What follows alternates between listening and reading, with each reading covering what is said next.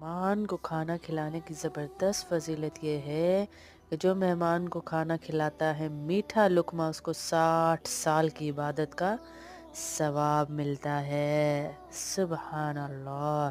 اور جو مہمان کو میٹھا لقمہ کھلاتا ہے قیامت کی گھبراہٹ سے اللہ اس کی حفاظت فرما دیتے ہیں۔ اگر ہم چاہتے ہیں کہ ہم اللہ کے دوست بن جائیں تو مہمان کو کھانا کھلاؤ۔ حدیث کا مفہوم ہے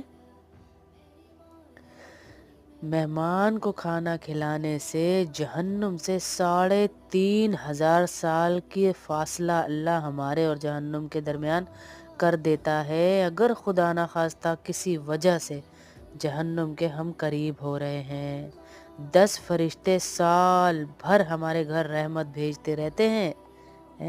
اللہ اکبر کبیرہ۔ جو مہمان کو کھانا کھلاتا ہے